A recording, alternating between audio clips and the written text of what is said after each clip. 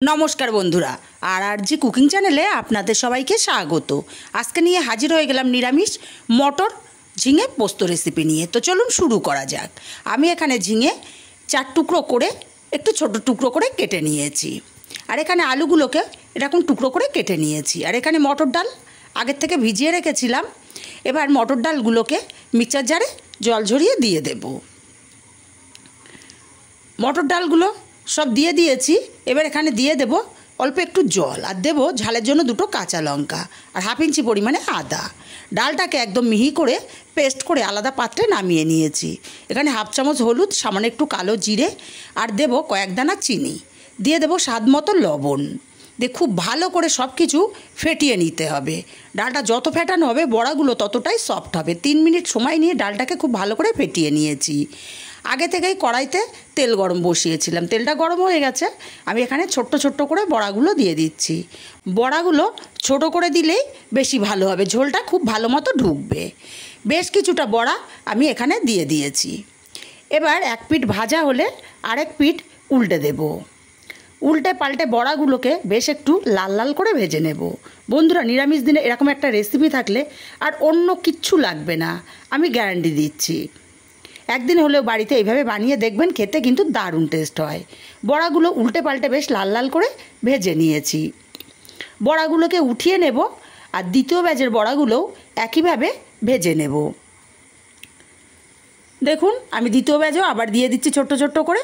দ্বিতীয় ব্যাচের বড়াগুলোও বেশ লাল লাল করে ভেজে নিয়েছি। এখন বড়াগুলোকে উঠিয়ে নেব আর এই কড়াইতে আরও 2 চামচ তেল দিয়ে দিলাম। তেলটা গরম করে একটা শুকনো লঙ্কা ছিঁড়ে দিলাম আর দেব হাফ চামচ কালো জিরে।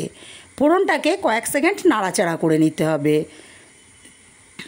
এবার দিয়ে দেব কেটে রাখা আলু। আলুগুলোকে দিয়ে নাড়াচাড়া করে হালকা লাল লাল করে ভেজে নেব। আলুটা বেশ লাল লাল করে ভেজে নিয়েছি। এখন দিয়ে দেব ঝিঙেগুলো। ঝিঙেগুলোকে দিয়ে হাই ফ্লেমে 4-5 মিনিট এইভাবে ভেজে নিতে হবে। লবণ হলুদ দেওয়া যাবে না, লবণ হলুদ দিলেই ঝিঙে থেকে জল ছাড়বে। ঝিঙেটা ভাজা হতে থাক, ততক্ষণে মশলা করে নেব। মিক্সচার জারের মধ্যে 2 চামচ পোস্ত দিয়ে দিলাম আর দিলাম 4টে কাঁচা লঙ্কা। মিক্সচার জারটা ঘুরিয়ে সব কিছু গুঁড়ো করে নিয়েছি। সুন্দর মতো এখানে গুঁড়ো হয়ে গেছে। এখানে অল্প পরিমাণে জল দিয়ে একদম মিহি করে পেস্ট রেডি করে নেব। আর এদিকে ঝিঙেটাও 4-5 মিনিট ভেজে নিয়েছি। ঝিঙেটা ভাজতে ভাজতে অনেকটাই কমে গেছে আর ঝিঙেটাও বেশ ভাজা ভাজা হয়ে গেছে আর অনেকটা সেদ্ধ হয়ে গেছে। এবার এখানে হাফ চামচ হলুদ দিয়ে দিলাম আর স্বাদ মতো লবণটাও দিয়ে দিলাম। লবণ হলুদ দিয়ে ঝিঙে আলুটাকে আরও মিনিট খানিক এইভাবে কষিয়ে নিয়েছি। এবার দিয়ে দেব বেটে রাখা পোস্ত আর কাঁচা লঙ্কা দিয়ে আরও মিনিট খানিক এইভাবে মশলার সাথে ঝিঙে আলুটাকে কষিয়ে নেব। ঝিঙে আলুটাকে মিনিট খানিক সময় নিয়ে কষিয়ে নিয়েছি পোস্ত দিয়ে। এবার দিয়ে দেব পরিমাণ মতো জল। আমি জলটা বেশি ব্যবহার করব কারণ আমি ঝোল করব। জলটা দিয়ে নাড়াচাড়া করে ভালো করে মিশিয়ে দিয়ে তরকারিটা ফুটে ওঠার অপেক্ষায় থাকব।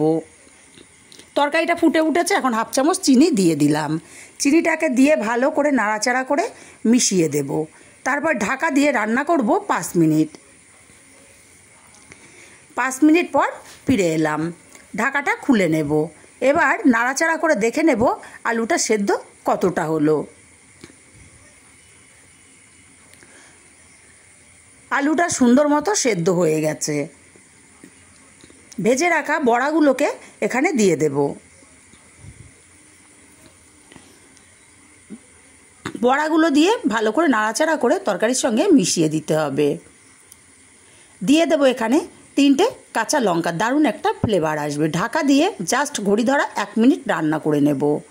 1 মিনিট পর ঢাকাটা খুলে নিলাম।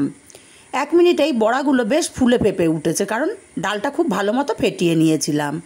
এবার গ্যাসটাকে অফ করে দিয়ে নামিয়ে নিলেই রেডি নিরামিষ মটর ঝিঙে পোস্ত। রেসিপিটা কেমন লাগলো কমেন্ট করে জানাতে ভুলবেন না।